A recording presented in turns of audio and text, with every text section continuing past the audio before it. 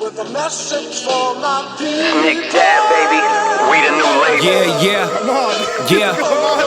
Now this the black sheep, sticking it to him. I need a crib like I'm Gatsby. I need it. In hand, just understand my Pockets that deep. with nothing to prove. I ain't got nothing to do. When they can't compete and I got nothing to lose. You see, they told me I'm the one that's gonna benefit. Never been a threat. Talking out of line, but never. Back in the building at Veterans Minimum is where you can find all things Veterans Minimum. I'm your host, repping the New York Rangers, baby.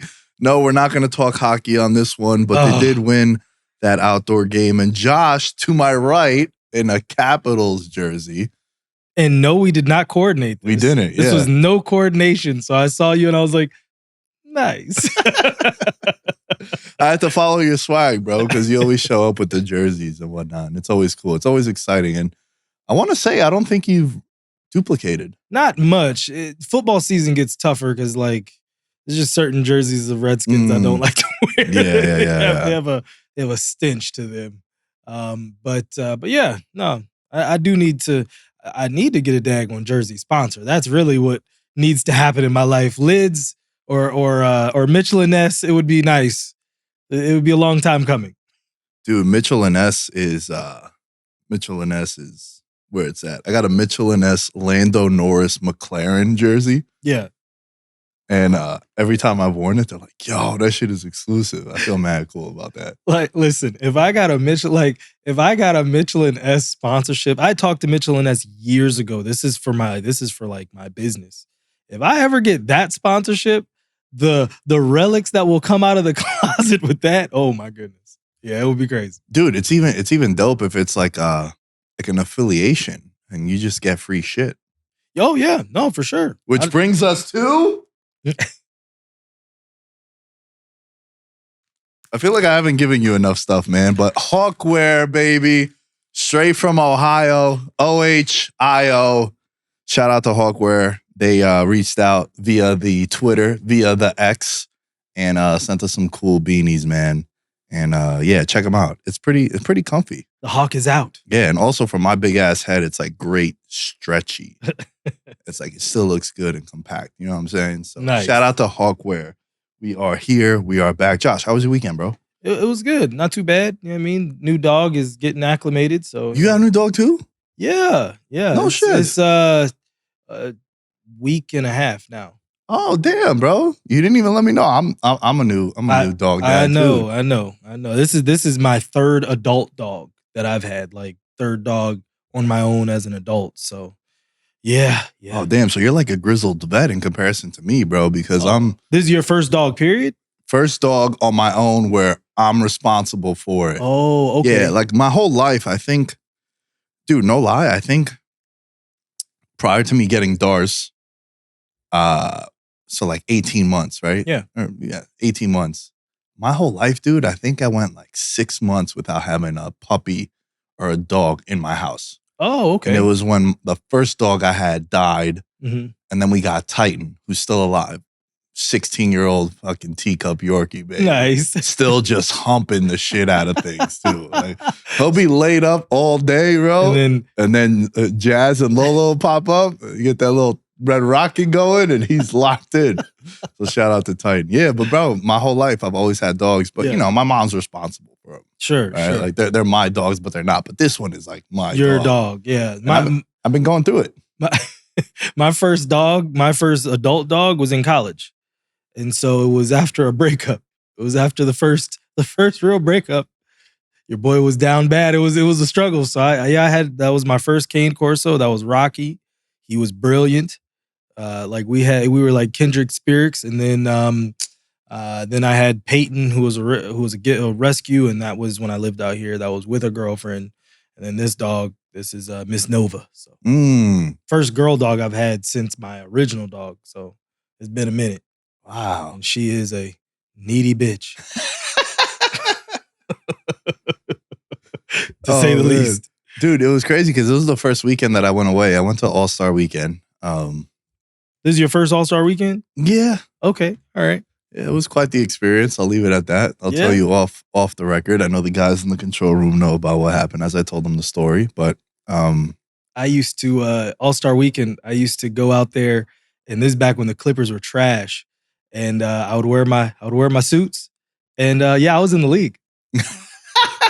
And I used to. My name was Keith Richardson. I combined Keith Kloss and Pooh Richardson. Keith Richardson, and you play on the Clippers. Nobody knew who played on the Clippers back in the early 2000s. They didn't know. Oh, bro, I talk about this shit all the time. I got my friend Danny.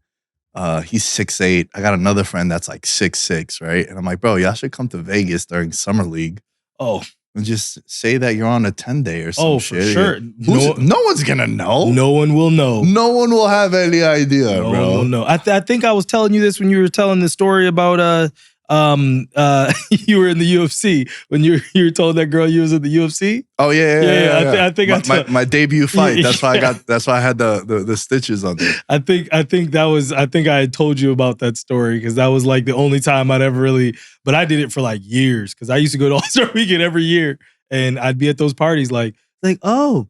Because all the dudes knew me. So, like, everybody knew me. So, everybody would come up, dap me up. So, it looked like you were... my God, yeah. So, like, it wasn't like I was, like, running up on dudes. Dudes were running up on me and was like, hey, what up, boy? Yeah. You know what I mean? The girls so, like, all the optics, everyone else is like, who are you? And then I have a suit on, too. So, it's like, who? You look the part. This is back when guys wore suits. We didn't, you know what I mean? We weren't out there looking thugnificent all the time. So, yeah. The fits were crazy. Oh yeah, no, it was Steve Harvey suit. Now I ain't saying it was a suit for today's era, but for the time, I was right. Bro, I've told this story before, but when I went to the Raider game earlier this year, and I got to see my $160 million quarterback in 4K 3D blow out his knee, I went with 3 of my boys that fight. My 2 jiu-jitsu coaches, the Shapiro brothers, and then my buddy Dimitri. And they got the cauliflower ears, the scars, and all that. And dude, the amount of people. As we're walking through the tailgate, that stopped them and asked if they were in the UFC. Yeah. They would be like, no, we just coach. I wasn't hammered yet, but I was just like, yo, bro, start telling them that you're in the fucking UFC. They're going to stop and like be like, yo, I just fought last week. I opened the card. No one's going to know, dude. No one's going to know. It just makes you look way cooler. Lie, cheat, and steal, baby. Do what you got to do. Bend the truth, but don't lie. You are a professional fighter. You're just not in the UFC yet. That's right. I fight. Yeah, I fight. Maybe sometimes. Oh. The footage got lost. It was a blackout in the building. That's why we couldn't get the footage. That's why we haven't seen it. But for the most part, I think, it's cool. You can have some fun with it. But we were on the maybe limb, not the pre-limb. We were in the maybe limb. When it's just the janitor sweeping. That's when we were fighting. It's like the PFL. I've been to a couple PFL events. They'll have the main card, and then they'll have fights after that are not aired. Oh, that are like the road to the tournament. Because you know how the PFL has a tournament bracket, right? Yeah. Which I'm a fan of. I think it's really interesting, and it makes them unique from what the UFC and Bellator are. So what they'll do is they'll have their 5 main card, their like pay-per-view main event main card. But then after, they'll be like, hey, we're going to change the set a little bit, change the matting and the corners, and we're going to have the road to the PFL. And it's like, dudes having their second pro fight or third pro fight.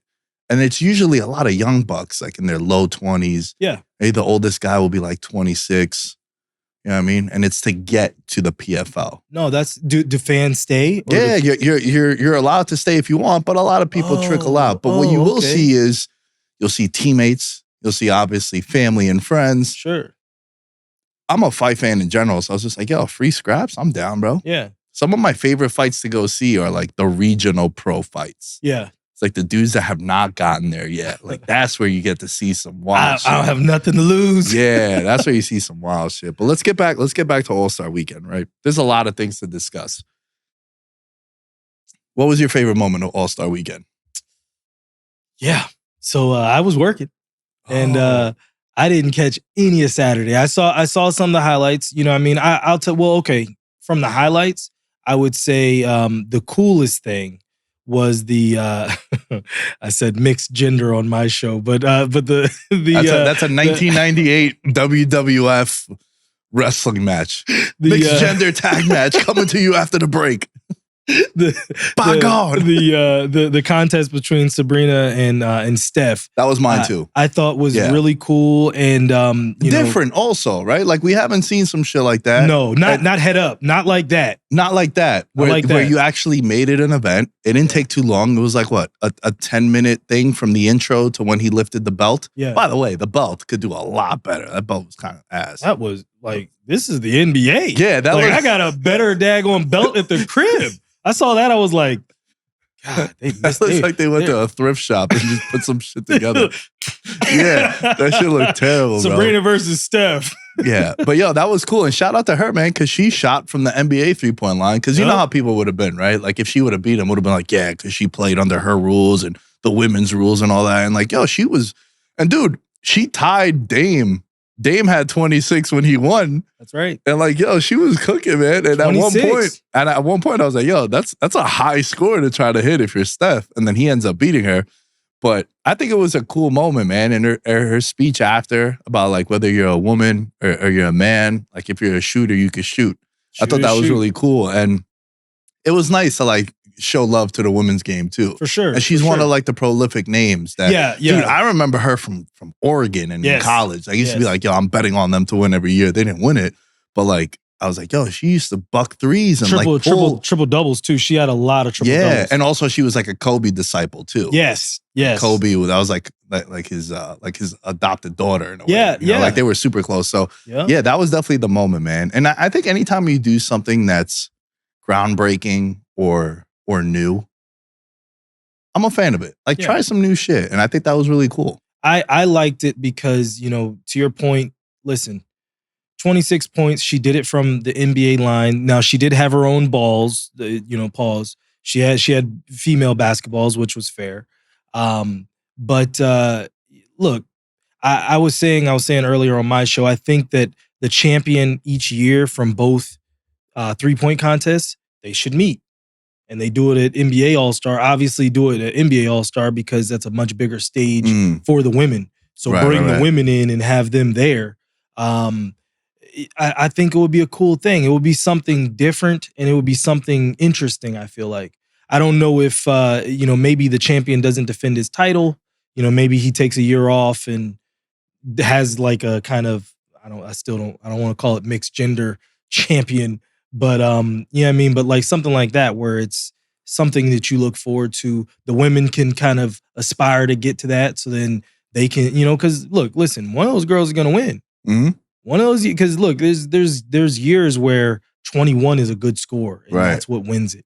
I mean, dude, she went crazy last year where she missed, I think, her first and last shot. Yeah, and hit everything. And that's in the what middle. kind of inspired this matchup. And I think it was cool, man. That was definitely the moment for me. NBA All-Star Weekend. I do feel like the 3-point contest has become what the dunk was in like the 80s and 90s because you do get the bigger names to compete in that. Yeah. And it's more now because of how the game is. Everyone's shooting threes. Like we'll get to the All-Star game in just a second. But I think that the 3-point contest is the marquee event. You want to put it at the end. Yeah. Yeah. 3-point, it's great. But they still don't make the dollars that the dunk contest does. Even though they have the names. I wish the players would treat it the same way they treat the 3-point contest because the names don't always win. Steph doesn't win every year. Right. You know what I'm saying? Like, there's a Kyle Korver thrown in there. There's these other guys that make a name off of becoming the champion sometimes. But the dunk contest, like, it's like, man, it's I don't know. Maybe we should just stop doing the dunk contest with NBA guys and start throwing out these, like, pros from around the world. It's more exciting, personally. I don't know about pros around the world. I want to see the best of the best, and everyone is here. They ain't the best of the best. That's what I'm saying. Yeah. Like Jordan Kilganon, he on his worst day, I took him to China. On his worst day, he's better than any dunker that I've seen in the last 10 years in a dunk contest, outside of Zach LaVine and Aaron Gordon. That dunk contest elevated the dunk contest, and the dunk contest has not recovered since then. Yeah. Well, can I tell you my theory on this? how many more dunks are there possibly that we haven't seen? But see, that's what I'm saying. Like these professional dunkers, they do dunks. But see, the thing is, and this is the thing, when I've worked with some of them, a lot of it, because they are pro dunkers. Like there is such a thing as a professional dunker. It's like literally like Jordan has his stuff mapped out to steps, to foot position, to where you are on the floor. Like you can't do this dunk from this area. It just mechanically won't work. Like certain things, like whereas NBA dudes, like like Vince Carter could dunk. That was who he was. A lot of these guys, they don't really practice it. Like a professional dunker, he's practicing, he's repping this stuff. That's what he does. So it's never going to look like what these other guys can do, because literally that's how they make their money. They got to do stuff that we haven't seen. Yeah, they got to think out of the box. Out of the box there, yeah. Yeah, a lot of heat though for it, man. I just feel like there's not that many dunks that we just haven't seen yet. Like, you ever played NBA Live? Yeah. The old one with the double, Bro, that's like the only dunk that we haven't seen. We've seen it. The double? Yeah, I'm Who blanking. did the double? I'm nobody in the NBA, one of the dunkers. That's what I'm saying though. Like in the NBA dunk contest. No. Nobody in the NBA has ever even attempted that. Like that. Yeah. Those are the only dunks. Jordan Clark, I think is. That used to be an automatic 50 if you did that in the game. Oh yeah. Oh, he did a double dunk. Yeah. And then the one where you would go behind your back. Yeah. The behind the back was sick. And then some people in the NBA will do that with a 360. Yeah. And windmill. Like, that's dope. That's something. And that's why, to me, I just feel like they ran out of dunks that, like, how many times are you going to jump over Shaq, bro? Stop bringing Shaq out. Or you're going to jump over someone. Like, it's not, I'm talking as a 5'10" white guy. Like, it's not that impressive when it's done over and over and over again. No, to your point. But see, like, look, now there's a point of we have to get away from certain props, but then there's a time and a place for props. Like certain times props are cool, but then when it's like your whole thing is I gotta put on this jersey or I gotta wear these shoes, and it's like it's good when it feels more organic, when it doesn't feel like it was so, we planned this for the last 6 months.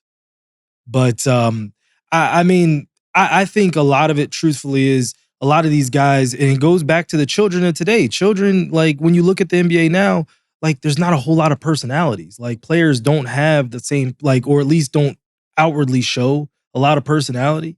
So then when you get to the dunk contest, they don't know how to really get a crowd excited. It's not really who they are. They don't know how to like really bring a crowd in on it. You know what I mean? So like it's very flat. Like Blake Griffin. So I was in the house when Blake won his in LA. And when he won that one, every single time it was Blake's turn, there was buzz. Everyone felt it. Everyone was excited. Whereas these kids now, like most of the time, you either don't know their name. I don't like what teams he play on. I'm Googling the dude as we're going. You know what I mean? Like it's just not, it's not the same. That's a good point. That's a good point about it. It goes back to what everyone complains about with the NBA now about this like AAU shit, and everybody likes one another, and there's no animosity, there's no hostility. Like I think one of my favorite moments was when Dame Lillard wins the MVP, the crowd is booing him. Yeah. Because you got the Pacer Buck thing. You also got Halliburton, the hometown guy who played well too. Played well, yeah. And I actually bet Halliburton to win MVP because I did that. He was like 15-1, and I did that because of the hometown thing. It was a good bet. That's a good bet. Yeah, and I think he actually, if you would have bet like his total, probably Karl Anthony Towns would have been the only person that may have beat him on that. Like, because like I bet Luka total. Because I was like, I think Luka might get 20-some points. Oh, to be like the top scorer? Well, top just total amount of stats. So it's like points plus assists plus steals, like all that stuff. I had bet Luka, and that was a mistake. Luka played like dog water.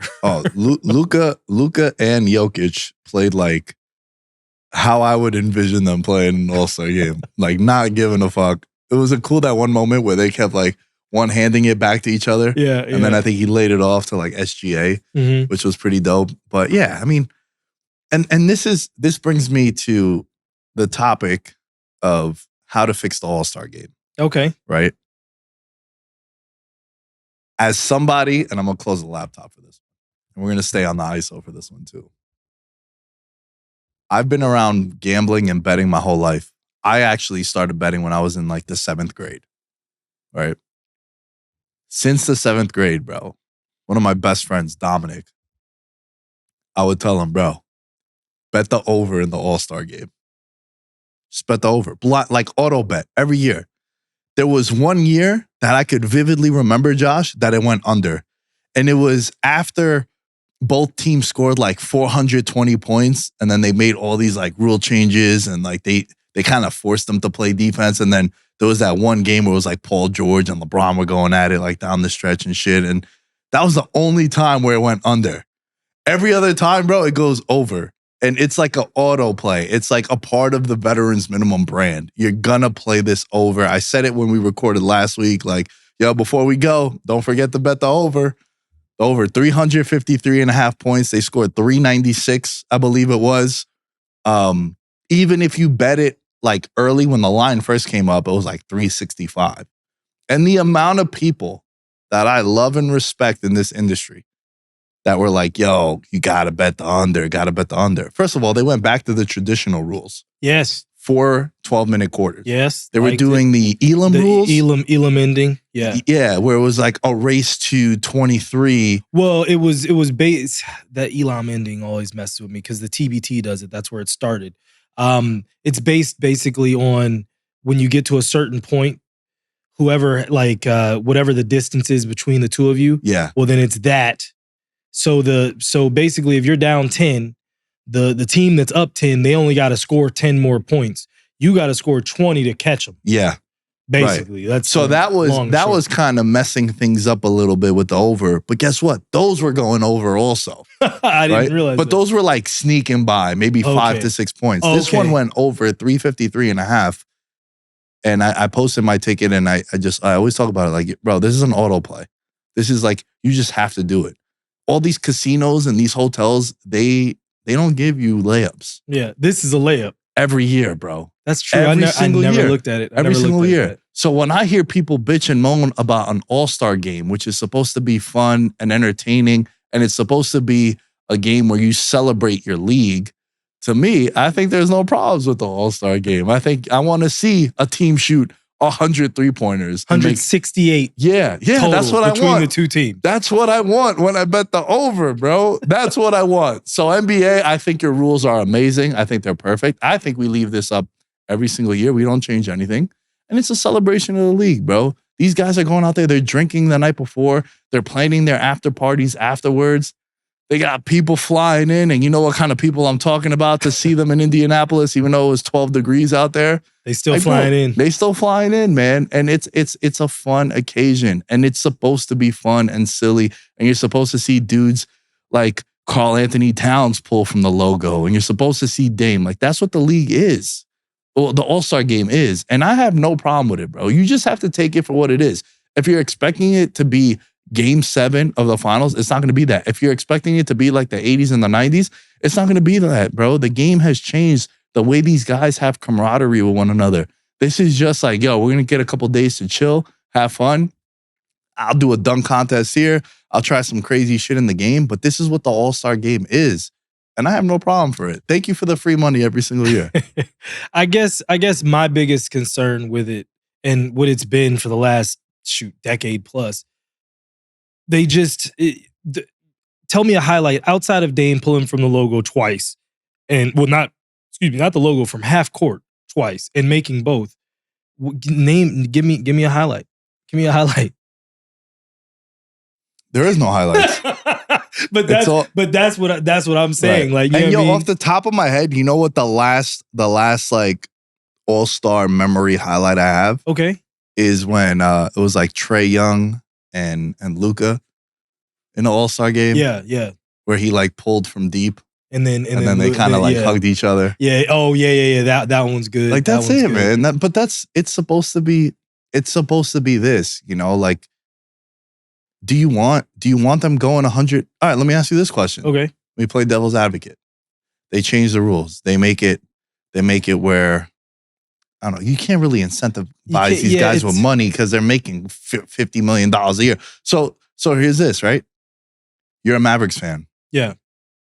You want Luka playing 100%, and then God forbid he blows out an Achilles in the All-Star game. You're gonna feel like an asshole, aren't you? Yeah. That's another reason why they're no one's contesting them at the cup. Yeah. Oh yeah. No. You're letting them play. You're letting them shoot. You're letting them land. You're letting them do these things.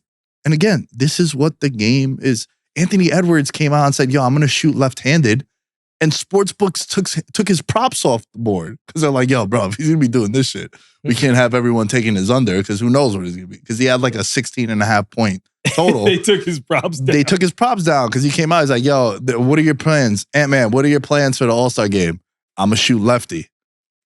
Immediately taken off the board. So it's like, bro, they go out there, they debut their sneakers, right? Like a lot of guys put out their like sneaker editions. We talked about that. The sneakers were trash. Yeah, listen, man, the sneakers, it's another thing, right? Like how many, I feel like sneakers kind of comparable to dunks. Not the dunk sneaker. No, dunks, where like just how many more cool designs can you come up with, bro?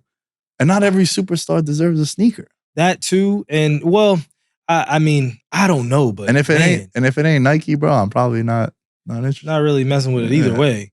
Do you like Anthony Edwards' shoe? I think that's one of the cooler ones of recent. Yeah, like it's because it's a different silhouette. Yeah. It looks different. It looks interesting. Right. It looks crazy, but at the same time, it's not so over the top where it's like, the heck is that? But here's the thing, though. Maybe it's because of my addiction to sneakers and how I view sneakers. Anytime they debut a sneaker, I don't think of it as like a basketball shoe. I think of like, how can I wear this out? How can I rock it? And like, I'm thinking about it from a fashion standpoint. And that's the thing. Most of the shoes now, since they're so geared towards performance, they're not really rockable. Mm. You know what I mean? That's not really what it is. Yeah, no one's wearing like the Greek Freak ones. Not as like fashion. Yeah, you'll wear them to play ball. To hoop. Yeah. But like I had a pair of Kyrie's when I was playing basketball a couple years ago. But that's But I wasn't wearing them to the bar. Yeah, it's just not the way that they make shoes now. It doesn't. You're give right. That look. It's for the game and for performance. Yeah, so you're right on that. Yeah, yeah. It's just not the same. But yeah, I mean, for me, I think the biggest thing in terms of the All-Star game, I feel like the NBA has to move away from the old generation. And the reason I say that is because the old generation, and that, like, if you look at the West had 2 players under like 25 and under. It was SGA, Anthony Edwards. Everyone else was like 28, 29 in their 30s. The entire Western Conference.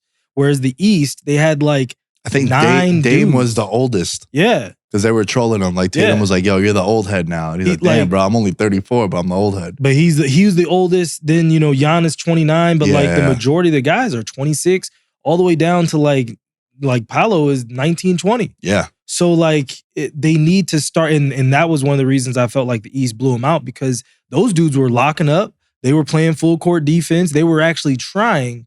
And I feel like the generation that is finally moving out, this was a lost generation in terms of actually doing things to help the league. They didn't participate in the dunk contest, as you mentioned. Like all those guys, Paul George participated one time when he was a rookie. You know, no Kawhi, no LeBron, no KD. All of those players, their job, every generation before them, the players did it. Kobe did it. Vince Carter did it. Shoot, even Paul Pierce did it. Like, you know what I mean? Like every player that was a big time player, they all did their part. Whereas this generation, they were the first ones where they were like, yeah, we ain't doing it.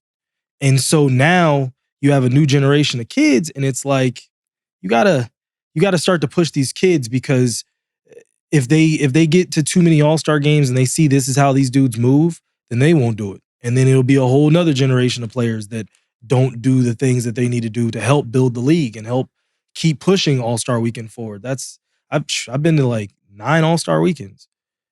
I haven't been in the last 5-6 years, and that's one of the reasons, because it's not that exciting anymore. That, and then they kept messing with our seats. I used to sit on the floor, no problem. And then like, shoot, I got pictures on my page now from like floor seats, rookie game, no problem. What up, girl? Like now, try to sit floor seat at the rookie game now. Like, man, like even the rookie game is crazy. But I mean, I was floor seats for the dunk contest. I'm moving John Legend out of the way. Yeah. Yeah, look at you go. Crazy. I took a picture of John Legend and Chrissy Teigen before they were married, before they were even engaged. Wow. I got pictures of them. I was on an elevator one time with Chrissy Teigen. She's real nice. Yeah. She was dope. Yeah. She was dope. Me and my friend were going to this like audition for some show. And she was in the elevator by herself. And we just like, my friend is like a ruthless one. He's like, yo, you're way prettier in person. She's like, oh, thank you. Like, backhanded compliment. Hey man, it worked. We started talking. We were hanging out. She's way like, prettier. We were young though too. We were like 21, 22. Okay. I think. But yeah. My idea, but it wouldn't work out because there's not enough of them. But like you do World versus USA. I said that earlier. Were you watching the show? I was not. No, I apologize. But yo, that's the only way you can make it have some sort of bragging rights. Feel. Yeah, you could make it more intense. And like, look, you could have Jokic, Luka, SGA. Oh, you mean that way. Okay. But go ahead. But that's what I'm saying. Like world versus the US, right? It's not doable because so you got those three, and then you got Giannis. Like you can't even complete a roster. Like there's not enough all-stars. All-star level players. You don't think? Wemby. Now you get the Wembys in there. Yeah, but I'm saying, so like, what do you do, right? So this was the dilemma, because I was thinking about it, because I was on Twitter yesterday and people were complaining, and I was being a troll. I was like, yeah, I think the All-Star game is great. Bet the over. And people were like, yo, this is not the representation. I'm like, stop being a loser, bro. Just fucking take it for what it is, right? But I was trying to come up with like a concept, and I thought about world versus US. But the issue is, if you have all these players that are all-stars, not all of them are all-star caliber that are international. So are we going to be inviting dudes that they're not all-stars, but we need seven more we got to fill it out. Dudes that are international to match it up 12v12. Like that's where I think it would be an issue. Yeah. No. Right? And you got to remember, like Embiid wasn't on here. You said Wemby. I think that's another one that like probably starting next year he'll be an all-star. And then that's really it, bro. You don't really have 15 caliber European and South American players, or just international players in general. Yeah, Ricky Rubio's gone now. What I was looking to do, and it wasn't necessarily an all-star weekend, because I know the NBA keeps trying to build out different things over the course of the year in the calendar. Maybe doing a 12 versus 12, but the other 12 are the best 12 from the rest of the world, not inside the NBA. So it could be the best person from Greece, the best person from this country, and actually pit them against each other. It would look, even if we blew them out, it would still be competitive. I know that they will play hard. It wouldn't look like how it's been looking. And I think that's kind of the dilemma is, but to your point, because remember the rookie game used to do that. The rookie game for a few years was the rookies that are from the US versus the rookies that are from the world. And it was good. It was compelling. Definitely compelling, and it definitely gave a bigger lens for the guys that were from overseas. Some of the names that are NBA All-Star worthy that can be for the world team: okay. Jokic, Giannis, Embiid, even though he didn't play. Yeah. Luka. Yeah. Markkanen. Yeah. Laurie. Yeah, that's up there. I mean, look, last year had a breakout year when he was with Utah, but played for Utah, so it was kind of forgotten. Siakam, KP, right? Bogdanovich, Rudy Gobert, Franz Wagner, yeah, OG, Josh Giddey. Like, this is what I'm saying, where now you're kind of reaching. Well, you're in the second tier. Second tier. But the top tier is like some of the best in the league. All stars, the MVP. 8 best players in the league right now. All stars, MVPs. Right. So that's where I think it would be the issue is like, are we inviting Josh Giddey and we got to tell Brunson to stay home just because we don't have the numbers? We don't have the numbers. Yeah, and that's where it doesn't get fair, because it's like, you're only an all-star because you're from France. Yeah, basically. It's not because you're an actual all-star. So that's why I think it would be an issue. I would love to see that at like the Olympics. That would be dope. Like world versus US. Because like, I can't tell you how little interest I have in the Olympic Games. Really? Yeah, like I love the 100 meters. Yeah. And like, that's it. No 200 meters? I mean, like all the track and field, like the Okay, sprints, okay. male and female. Yeah. I'm in. Yeah. Everything else, like it, and especially when it comes to team sports, it's more a surprise when the U.S. doesn't win Yeah. than when they do. It's like, oh yeah, they're 25-point favorites against everyone. It's true. You know, It's maybe true. they'll be like a 15-point favorite against someone, which is still minus 1,200 on the money line. Good So it's God. like, Don't touch it. What are we doing? What are we doing? You know, so I don't know, man. I think the All-Star game, you just got to take it for what it is, right? Like, how do you feel about the MLB All-Star game? It honestly, Where they play for home field and not anymore. oh, not anymore. No, That's no, how no. out the loop I've been. Yeah. That's how little I care about baseball. It's probably been about 4 years. Has it really? Yes. Oops.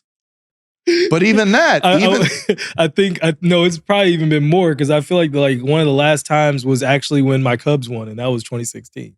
That was only a couple years, and then it was like, all right, this isn't right. Too much is on the line. But something like that, I feel like something like that would help the NBA, especially for the top tier guys, where it's like, hey, we need to win. You know what I mean? Because we actually have a shot at this. Like if I'm Jaylen Brown and Jason Tatum, and then we're like, hey, we have a chance to go to the finals.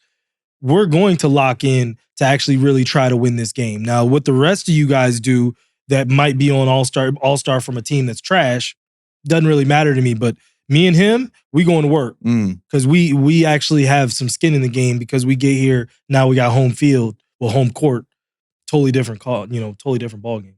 yeah, 2017 was the first year that they abandoned those rules. So I thought mine was the last one. The Cubs won in 16? 16. Yeah, so that was the last one. I thought that was the last one. But even that one was kind of silly too, because it's like, imagine I win 110 games and I'm the Dodgers, and I don't get home field in the World Series because some loser on like the fucking Kansas City Royals hit a 3-run home run and they won 60 games. Right?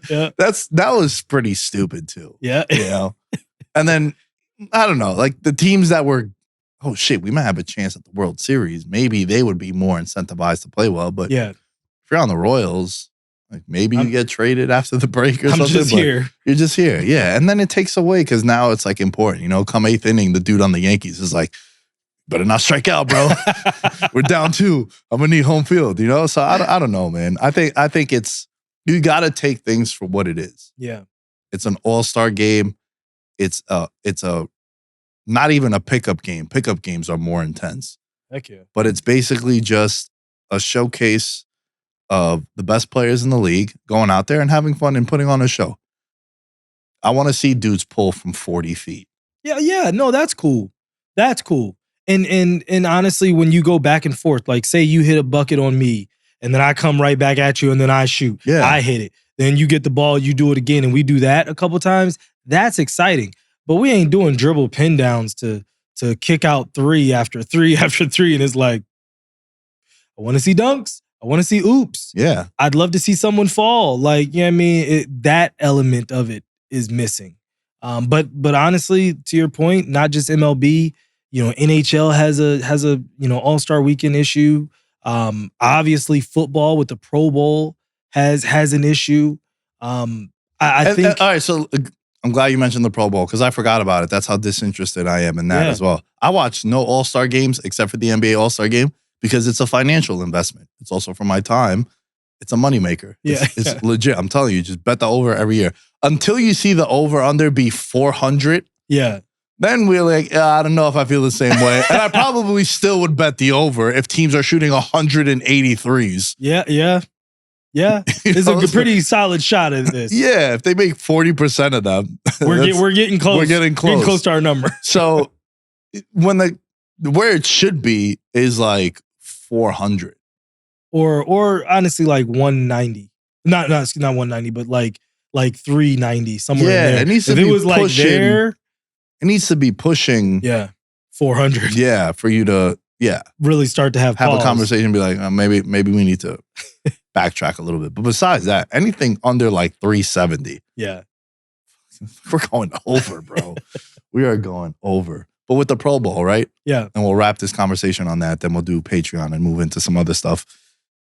With the Pro Bowl, they've tried to make changes. And I get it. With football, it's completely different because it's a contact sport. It's a collision sport. There, I understand it. You're trying to make the game safer. Last thing you want is a dude to get, concussed in the Pro Bowl. But they've done so many changes to it where, like, now it's almost laughable to even tune in and watch. Yeah. Like, it's not fun at all. Like, why would you even consider this something worth watching? Yeah. You know what I mean? Like, I would not even, I would watch it, like you say, laughable. I would watch it literally just to see the hilarity of how stupid this looks. Right.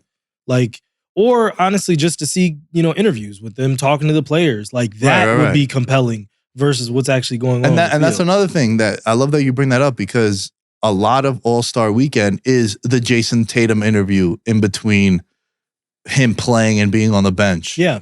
And then them talking to Brunson and then talking to all these guys. And you get to see them put their guard down because it's All-Star. You're not asking about like, oh man, when they switch at the high pick and roll. It's like, nah, bro, we're having fun. Like Indy was dope, but it was super cold, shit like that. Yeah. And that's what I think All-Star Weekend is, dude. Like, it's supposed to be fun. It's not for us to see intense basketball. Hell, we don't see intense basketball. We probably see 10 intense basketball games a year in the regular season.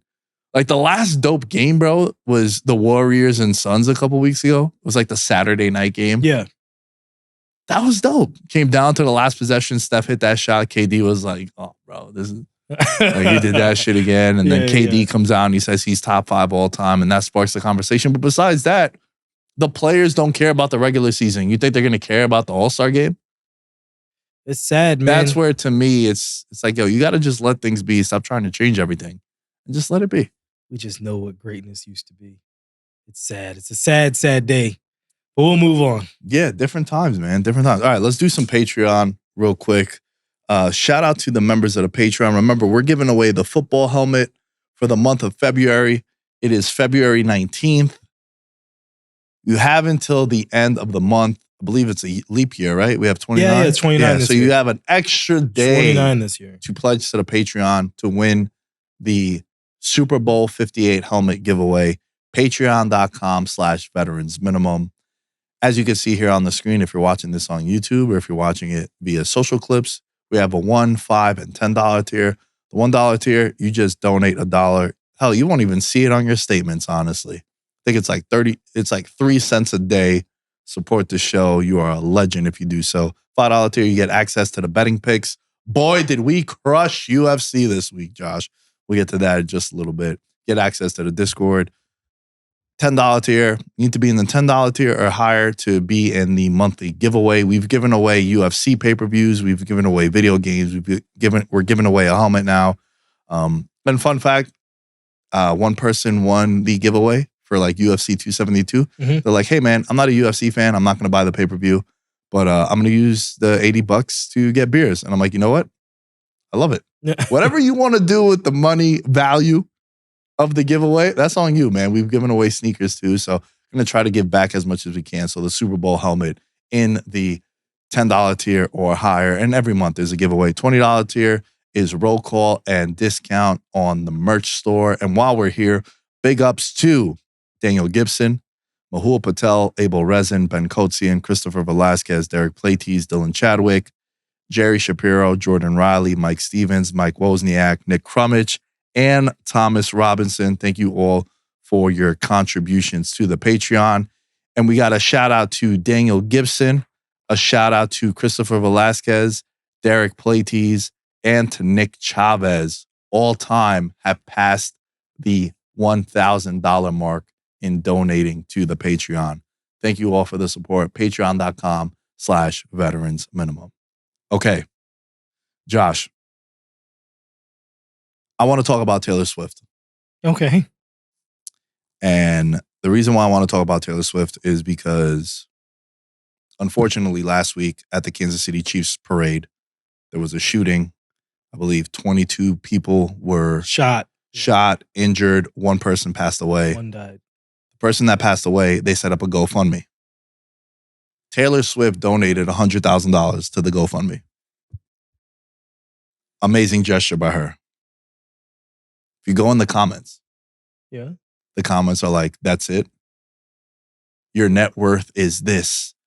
You should have given more. that I don't get. You've seen me on social. You've seen me outside the studio. You see me like I'm very playful. I can't think of things that get me angry or riled up. I really can't. Like I'm super laid back, bro. I try to avoid conflict at all times. This is one of the things that pisses me off the most. Yeah. Like the audacity. Someone gave $100,000 and you're like fucking Googling their net worth and you're like, oh yeah, that's only 1% of your. How much you give, bro? Yeah. How much did you give? Yeah. And in general, like Pete Alonso on the Mets, he comes out and he says, because he's big into animal rescues. Okay. And he said, for every home run I'm going to hit this year, I'm going to donate $1,000 to animal rescue. Nice. Nice. Awesome gesture. It's not enough. That's what the comments are saying. That's why I always say like, yo, it's never good enough. No matter what you want to do, no matter how kind the gesture, it's not good enough. I think some billionaire, it might have been Elon Musk or like Jeff Bezos. And I know they're kind of polarizing figures right now and not everyone's fans of them, but they donated like $100 million one time to something. Yeah. And people were like, it's only 1% of your net worth. It's like, bro, $100 million. How much am I supposed to donate? Like, that's like when someone says something, like you said, as audacious as that, like, first off, why are you counting my money? Pocket watching. Shout out to Cam. He always talks about this. Yeah, like that's rule one is like you're not supposed to count someone else's money. That's the first part. The second part though is like, man, listen, I could choose to give, I could choose not to give. Like Jordan, so many years didn't do anything in terms of like promoting what he gave. And a lot of it, I'm sure, was probably for reasons like this. It would always come off like he didn't do anything. But Jordan was daggone building stuff and doing things and now he's built a hospital and that's not enough. It's never, like you said, it's never enough. It's never enough for people. Bro, I didn't realize that's what had happened. That's tragic because she wasn't even there. Remember, she had gone back on her tour. So she donated just because she's been a part of the Kansas City family for the past 6-7 months. And you know what I mean? And so she kicked in, but that's sad. That's crazy. And I think also staying on this topic of her, the hate that she's received has been ridiculous too. Like, oh, they keep showing her on TV. And first of all, she is an icon. Yeah. She's one of the most popular people on the planet. Yeah, you can. They're going to show her. Like, she's going to the biggest sport in the country, right? Like, it's America's game. That's why NFL Network has a documentary called America's Game where they highlight the Super Bowl winner. Mm-hmm. Great series. They always take like the head coach and like 2 or 3 star players, right? It's called America's Game for a reason. No other sport stops traffic, ratings. It's the highest rated program on like 8 different networks. Like it's been the last, I'd say 15 years have all of the highest rated programs for the last If you look at the Nielsen ratings, like every year, the top 50, I think like 43 are NFL things. And if there's a presidential debate, that's in there. Yeah. That's it. And that's it. That'll be the only thing that cracks it. Yeah, that's really it. And that's then maybe 4 like years. and maybe like an NBA finals if it's like Curry and LeBron. And that's maybe. But I'm talking about like, bro, the NFL draft gets like 20 million people watching. Yeah. So it's the number 1 sport in the country, right? And this girl, Taylor Swift, is a rock star, megastar, self-made too, right? Like she did it on her own, kind of like in the music and her artistry.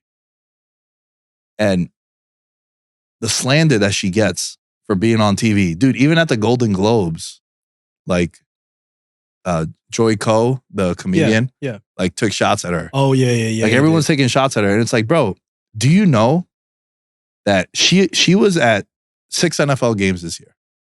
That's it? Yeah. Listen to this. AFC title game, 32 seconds of airtime. This is a 3.5 hour program now. Yeah. So 32 seconds, right? Chiefs Bills, 24 seconds. Chiefs Dolphins, minute 16. Right? Okay, it's a little bit. It's a little bit of airtime. A little bit of airtime. Especially for a non-speaking part. Chiefs Bengals, 12 seconds. Shown on TV 3 times. Chiefs Raiders, shown on TV 3 times, 14 seconds. The Super Bowl, ready for this one? Outrageous. 32 seconds of screen time. I guess to your the NFL is a business, is it not? Yes. Okay. Yes, and that's what you're getting. No shit. Do you know that the show Veterans Minimum on a way lesser scale has done the best it's ever done in 3 months? And do you know that every bio or YouTube video or any social clip that has Taylor Swift in it, because we talked about Taylor Swift often throughout this, best shows that we've done. It's ratings, bro. That's what it clicks, right? In the NBA, Knicks get clicks. That's the thing. You talk about the Knicks, you talk about the Cowboys, people are going to tune in. You talk about this lady, they're going to tune in, bro. She's a rock star. Yeah. She's legit the number one, like, I'm not a music buff, but she's like the number one streamed woman in the world. All I know is she just claimed all the awards, like everything. I was like, dang, she got that. She got that. And she's dating one of the more popular, best, and media savvy athletes. Facial recognition. Yeah, like he's a popular dude. Yeah, like listen, Travis Kelce, outside of most quarterbacks, facial recognition, and most of the time, NFL, bro, I think he's a top 10, top 5. I mean, now different, but I'm saying even prior to all this, he was one of the faces of the league, despite not being a quarterback. Yeah, one of the few, because there's only a few guys in the league that he can walk into a room and be like, that's Travis Kelce. Right. NFL, that's not that league. That's not the case. It's not the case. Yeah. Like a lot of those guys, they can blend in a lot because you don't know their face. Right, because they're wearing helmets. That's always been the knock on them. Yeah. So I don't know, man. It was something that, and it kind of tied into like how angry I get when I hear these conversations. Like, bro, with the pocket watching, it's crazy, man. And then also like the audacity to tell someone that you donated all that money. And in general, it's not, this is just like, because it was Taylor Swift and the incident that happened, and I saw the heat that she was getting. I was going through all these like different Instagram posts of like people being like, that's it, LOL. Bro, and the LOL thing, just say what you want to say. Don't fucking LOL me at the end. When you send me a text and you're being a little critical of me, or like you're kind of bashing me in one way, don't drop the LOL. Just say what you want to say. Be a man. And hit send. Yeah, hit send, bro. Dude, that was pretty shitty what you did back there, LOL. No, that was pretty shitty what you did back there. That's it. Don't LOL me, bro. Drop the mic. Drop the mic and let it say be. what you want to say. Stop being weird. Stop hiding behind the keyboard and just say what you want to say, bro.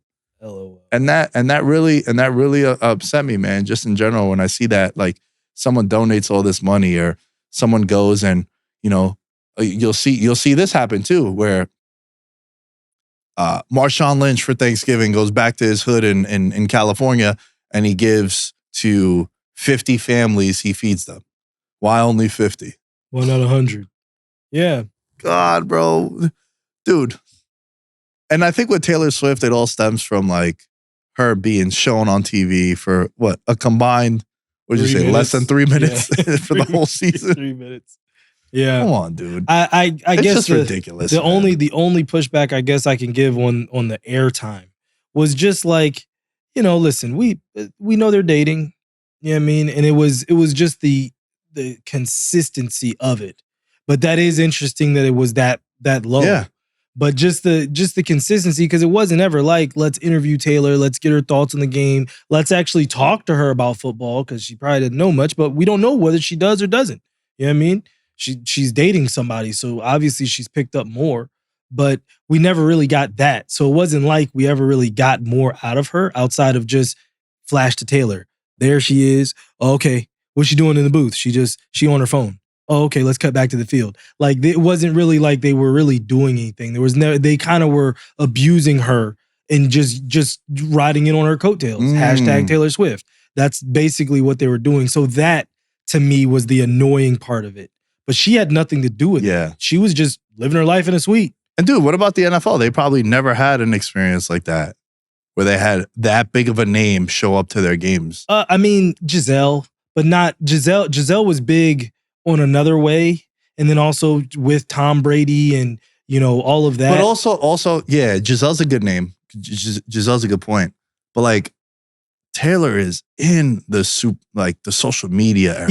Yeah. Where like Giselle was like, social media didn't really get popping until like 2012. At that point, the Patriots were already, they were about to go into their little down period for a moment. Right. So yeah, 1000%. So she's like a rock star in social media. And then the coverage for everything is completely different, man. Like I'll never forget when The Last Dance came out and everyone was talking about Jordan goes to Atlantic City and, you know, there were no cameras, no pictures. Like, bro, you imagine now? Yeah. Dude. That's Michael Jordan over there. Yeah. Like, any celebrity that you see immediately, people just take out their phones right away. You'd be surprised though, because we don't really get a lot of glimpses of Michael, even to this day. So I don't know. He might move different a lot of times. Like, really think about it. Like, how often do you actually see a clip of Jordan doing it? Right. Jordan, he was in Greece a couple years ago and they played the theme song at like one of the bars in Mykonos. That's and like that was like the last. You're right though, but he's protected too. Like I'm sure he's got a solid bubble. But I'm telling you, just in general, bro, like I see this shit all the time because we've had a lot of people come into the studio from like Mike Tyson to Dana White and, you know, like actors, celebs.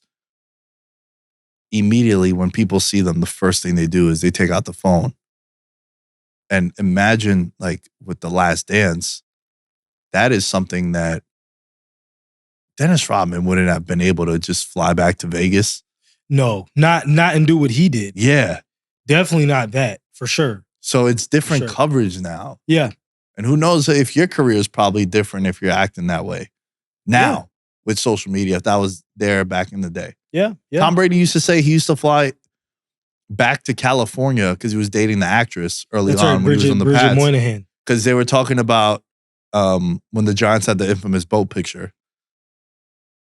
It's worse and worse every single time, man. Every time I think of the fishnet shirt is the worst. The Timberlands on a boat, all shirtless. Shout out to the Giants. But he was kind of defending them, saying like, "Yo, I used to travel when I was a rookie, my first couple of years until they ended up breaking up." He's like, when I got word that we weren't back until Wednesday, I would leave Monday morning, go to California, and then I would come back before practice. Yep. He's like, I was doing that often, but we had no coverage like we do now. Should I give you this story? Yeah. I'll give you the Cliff Notes version. Come on, let's go crazy. So one of my ex-girlfriends that since has a baby's father that is a member of your Giants best friends. Oh, I think we went over this before. Yeah. Well, so remember when you name dropped and I didn't even edit it out. Yeah, this was left it in. So remember, this was back in the 2011 time period. So this is when you guys were still very good, competing for championships. So every time that the Giants won, Tom Coughlin wouldn't have them back until Wednesday. And so after every win, like the majority of your team would go to Atlantic City for the weekend, like for those 2 days, they would just go. And so, yeah, that's actually a very normal thing. It's in football. Now the NBA, you don't have that kind of time. The only time dudes in the league really do it is if you have a day off in between cities. Like you didn't play and then had to fly right out. Sometimes that's why you'll see like players get into fights in other city randomly. And it's like, why are those teams at the same time? This team played, this team is coming to play, and we had beef on the way out, basically. But it's a different time. Definitely a different time. Can't get away with as much. But I do think that certain guys do insulate themselves, like you said. Because, you still to this day, you never cut Jordan on camera or on TMZ like Michael Jordan curses out so-and-so. Don't happen. We don't got that footage. So, you know what I mean? So I still think certain guys, even in this era, know how to move in it. You know what I mean? Hell yeah. How do you feel about people that complain about donations? Oh, no, that's terrible. Before we put a bow on this conversation. Yeah, no, it's wrong because most of us don't give to anything ever, and definitely not real money. Like, oh, I gave $100. That's a solid amount of money. Now, 100,000, is it a lot to her? Probably not. But to that family, she paid for the funeral. And some. She paid for some things for them. You know what I mean? And they're getting other donations as well. So it's like, think about this. If she got one of her friends to match her, like you don't even look at it that way. Like, oh, I'll donate 100, but then I'm gonna get Nick to donate 100 because Nick's got it too. So now we've doubled it. Now it's 200. You know what I mean? Like things like that. But when people jump out there and they start bashing people, it's like no, I'm good. I ain't gonna do no more. Because I'm not gonna be right either way. You know what I mean? So like, yeah, it's unfortunate. The whole just the world is it's a very cynical place, and people always have to be right. So yeah. Yeah, Not a they fan. rather. I read this quote one time, and it was like, men especially rather be right than get it right. Yeah. I feel like that's a very accurate. Valid. Yeah, super. Very much. And shit, so. ever since I read that, bro, I always think about that. Like when I'm in a dispute, an argument, a conversation, I was like, man, I rather get it right than be right. You know, try not to do wrong. Yeah. Have I been a dick before? Yeah, I'm sure. Definitely sure. Like, it's never my intentions. I'm usually pretty laid back, chill. I'm not married to my ideas. That's it. I think Don't I take think myself too seriously. as And I think that kind entrepreneur- of ties into a lot of things, man. Yeah, entrepreneur, we can't be. You got to be willing to shift and Yeah. and move off of your own thought process sometimes. I want to wrap with UFC over the weekend. Yes, sir. There's a new champ at 145. Woof, did not see that one. You didn't see that coming? This guy don't listen to me, bro. No, well, I'll say this. The future champ for like you have called. No, you've called that for a while. You did call that. He was the one that was gonna get Volk at 145. You did call that. I guess the only thing that I would say was Volk taking those losses to Islam changed everything. Yeah. Because the first one was fine, like, okay. Because he didn't get violently knocked out. Not knocked out, and also like was in the fight. Right. Had Islam in trouble, you know what I mean? Like all that. The second one, you take it on short notice, you get knocked out, you know what I mean? You come back, you have your other fight, you get Yair out of there. Now we're back, still on schedule. Yair was before that. Yes, it was. Yeah. Yes, it was. It was after Islam. Yeah. The first one. But you're starting to, I did feel like I will say the pressure that Topuria was putting on, like, cause like Volk was hitting him and he was just still like this. And I was like, I don't know. Like something's gonna have to happen to kind of shake this up a little bit. I was talking to Jamal and Jamal was saying that like the best strategy he really could have had, Volk could have had, was chopping that lead leg just to shreds for 2 rounds. And then in the third round, really start to see where he's at. Mm-hmm. But he didn't. He didn't do that. He kind of tried to be himself, and Topuria was, he wasn't for it. Well, that was a big part of the handicap and what a lot of people were talking about, because Topuria had never been in a 5-round fight in the UFC, so it was his first main event. And look, man, I think that style, and the reason why I like Topuria and why I like fighters like that is I want you to be a complete fighter everywhere.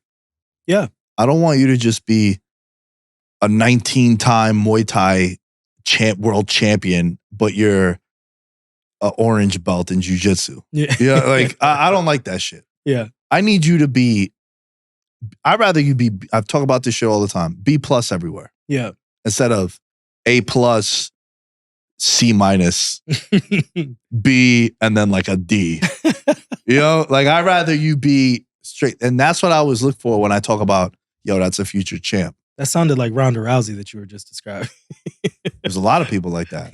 But like where I'm an A+, if you keep me right here, you're in trouble. Yeah. But everywhere else, look, man, there are exceptions that they're A+ at that one thing, and you still can't do nothing about it. Because they're that good at that one thing. They're that good at that one thing. Like Khabib with his wrestling. It was that good that all that other shit didn't really matter, because he just would take you to deep waters and suffocate you. Yeah. But a guy like Topuria, and one of the reasons why I liked him so much is because cardio is amazing.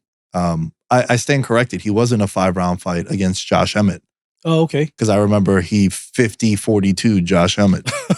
And that was really impressive, because Josh Emmett, like his career has been, he's fought the cream of the crop, and he just knocked out Bryce Mitchell. Yeah. Like that win has aged amazingly for Topuria. But Topuria was the one, man. And I think one of the reasons why he was just staying in the pocket and just eating everything is he's undefeated. He still has that aura of confidence and invincibility. Yeah. He hasn't been checked, like chin checked. And also, until the chin goes, like some guys, they're built off that. And I'm not saying that his whole makeup is toughness, which is my biggest pet peeve when people describe fighters to me. Oh, he's tough. Like, yeah, no shit, bro. I think every fighter, that's like a standard. Like if your best attribute or you lead a conversation with me and I'm like, yo, what kind of fighter is he? He's tough. Oh, he's tough. I'm out. I'm out. Tell me like, dude, he has like the dude, Danny Barlow that fought.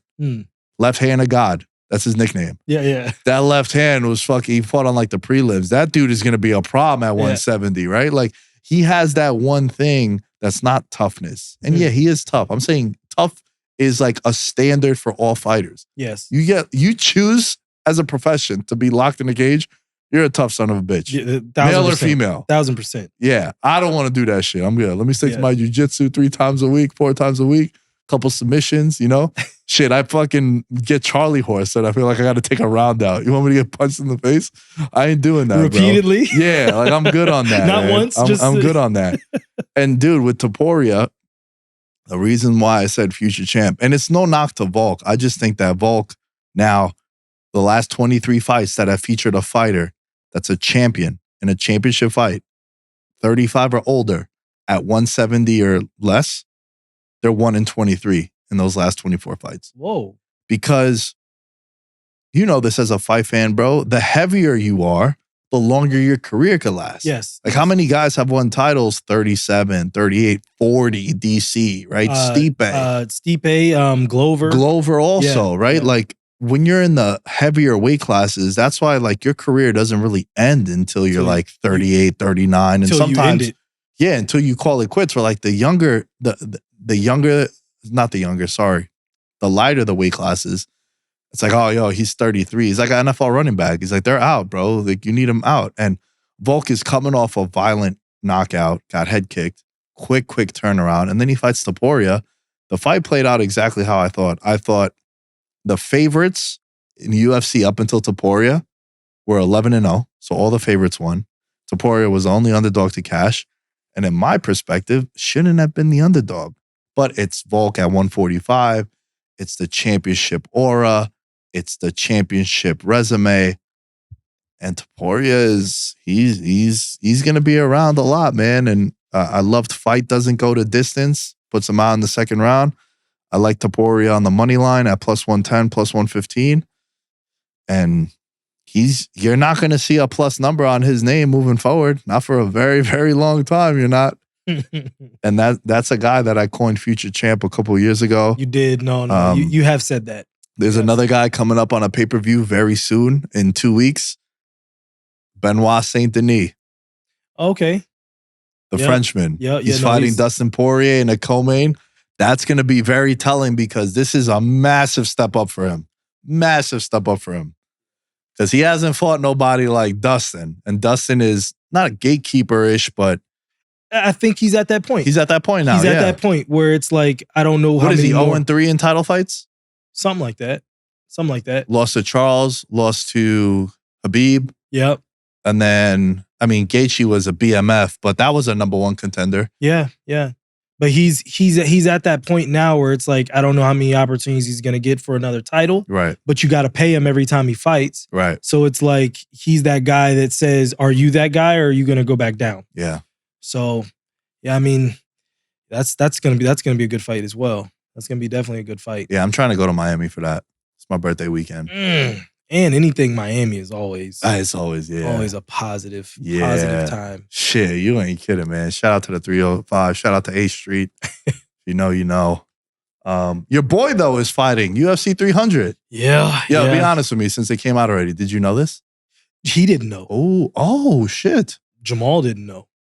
Wow. Yeah, no. This was a surprise. Wow. I mean, listen, but when I talked to him earlier today, even though he didn't know, we all knew that this was the next fight to make. Like this was a fight that was going to happen. It was where they placed it. You know, he's doing well. His rehab has gone well, and he's been back working out, and you know, and back at it. I don't want to give up too much of his information. No, I wouldn't want you to. But he's you know what I mean? I wanted, like selfishly for me, I wanted to put it into the summer. Right. That's for me. But what this means for him, and this is what I said to him, what this means for him and his brand, and this like the UFC, because the biggest thing that's always been my issue, and I will say my issue, I won't be putting anybody out there. The UFC doesn't promote. The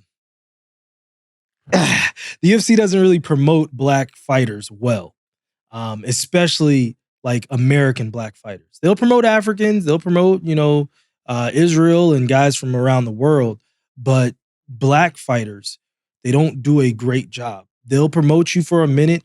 Yeah, I mean, you might get a little bit of buzz, but in terms of the real push, like you've never seen a Paddy Pimblett push behind a black fighter. Not really. You really think about it.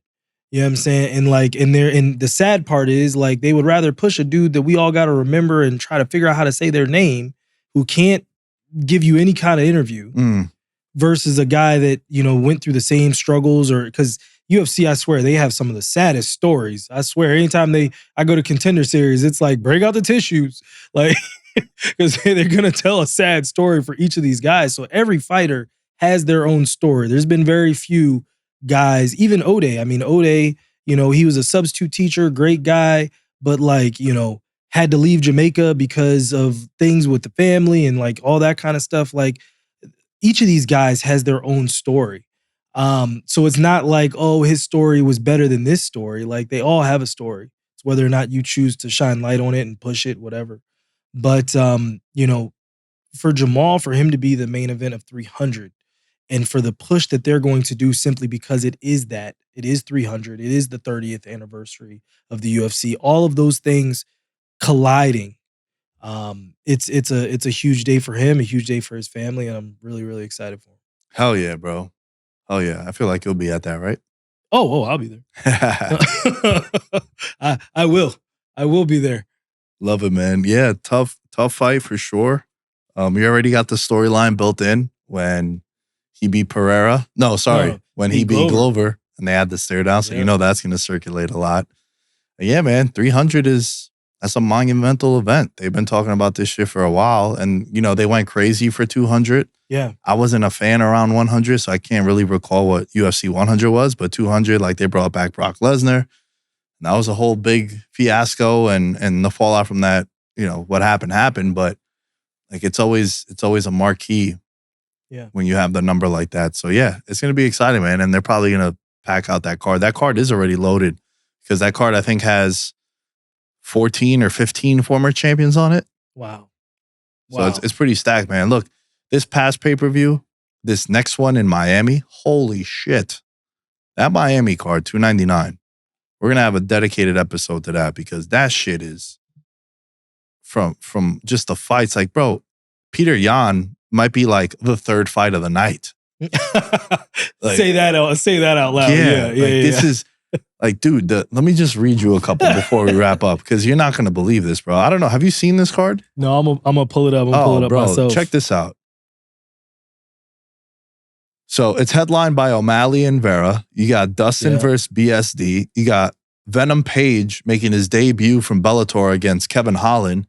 You got Gilbert Burns against Jack Della Maddalena. That's a good fight. You got Peter Yang Song Yadong as the opener for the pay-per-view. So I was bugging out. But check this out.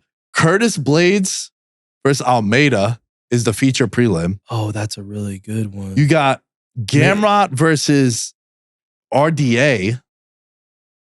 Got Pedro Munoz versus Kyler Phillips as the featured prelim.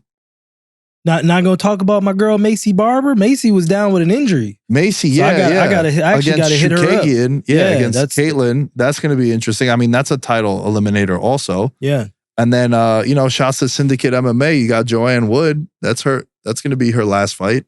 And she's opening up the card. Like this is Michelle Pereira. Yeah. Oliechek. Like that's gonna be that's a lot. That is a lot. You're right. That is a lot. It's a packed out card, man. This is one I have to be in attendance for, and I think I'm gonna book my flight within the next couple hours. Dang, yeah, that's a good one. And then you have 300 after. I'm gonna see if I can get Macy on the show. I didn't realize that. That's when is that? That's in March. It's in 3 weeks. It's the 9th. March 9th is the card. My birthday's the 11th. Okay. That's another reason why I want to go to Miami. Okay. Celebrate my birthday in the 305. The only other place I would live in besides Vegas. Miami? Miami, for many, many years, that was where I wanted to move. Yeah. This was before I moved to Vegas, though. Yeah. Like, now I don't want to leave Vegas. You wouldn't trade Miami for Vegas? Ooh, boy. I love Las Vegas, dude. Really and it do. was crazy, man. Sorry for the visual, but the stimulation I get when I land in Vegas and I see the strip and then I walk out and I see the Las Vegas sign. Oh, who needs Blue Chew, bro? That over the crystal clear waters? Yeah. Ooh. Give me Vegas, bro. Man, I started a new life out here, man. And like everyone that I interact with on a daily basis is dope as hell. The places I go to are awesome. A lot of people come to visit because it's not Boise.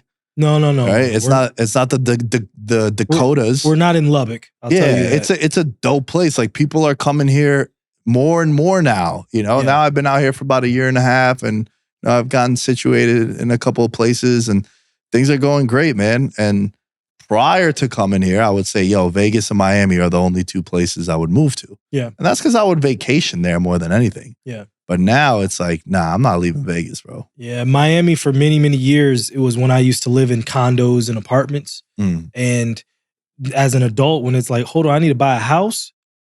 That's the only reason why I kind of moved off of Miami, because I was like, I'm not going to be holding on to my house like the Three Little Pigs every time a hurricane pops. Oh, yeah. So that's like when it was a condo, no problem. I know the condo's not going to get blown down.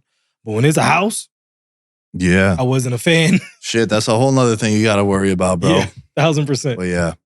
Dude, this was a fun episode, man. Thanks for coming on. Of course, always. It was good to see you. It was good to chat. Good All-Star game. Very good All-Star game. Financially, one of the best All-Star games of all time. Honestly. Oh, that's good. That's good. That's great. Yeah. You always got to. Anyway, Josh, where can they find you? The American Fan 365 on YouTube, Instagram, TikTok. Please make sure to DM me, because it is about to be time for another edition of the March Madness Jersey Tournament. So please DM me if you're interested. We're going to start putting that together over the next couple weeks. I won't be so behind. Last year was like just a random thought, and then all of a sudden I had a 64 team bracket of people with jerseys. So get in early. Last year's champ was Charles Barkley, 93-94 Phoenix Suns. The Rising Sun jersey is the one that took home the jersey. So the winner of the competition gets their jersey that they select. So nothing to enter. You know what I mean? Just all you gotta do is DM me. That's it. Damn, that's gonna inspire me to put a bracket together of some kind. I wonder what we could do. Sneakers? There's that. Oof. Good athletes, God. Athletes of all time. Good God. Yeah, sneakers. That's a whoa. Well, I'll put it to you like this. The jersey competition was actually really dope because like I had, like I'm Red was in it. Yeah. So I had some influencers in there that actually were like, they had good jerseys, but then they were actually moving forward in it as well. I think I stopped voting on yours because the Raptor got voted out. Yeah. The VC Raptor. And it got voted out early too. It was like round 2. Disgusting. It was a bad loss too. Fuck that whole bracket, bro. Yeah, that was upsetting. We did lose some voters. Lost some voters off of that one. I feel like they came across a girl that had a whole bunch of little girls voting. That happened a couple of times. Like I was like, yo, this ugly jersey cannot keep moving. Like it keeps taking down real stuff. I'm like, hey man, listen, this is a real jersey that you taking down right now. Damn. This Anthony Davis half maroon, half purple Lakers jersey is not working. Hell yeah. At Nick Day is tennis. You can find me all things Veterans Minimum or at Veterans Minimum. Rate, review, subscribe, share on social. Most important thing you guys can do to help out the show, and it is free. Just share on social. Tell people that you're listening. We will catch you guys later this week. In his element, I'm a gold medalist, bronze like your medal is. So many deer in headlights, but it's bedtime. Hear that supper bell, main course be the venison. Dab. most dangerous game. Either kill or be killed.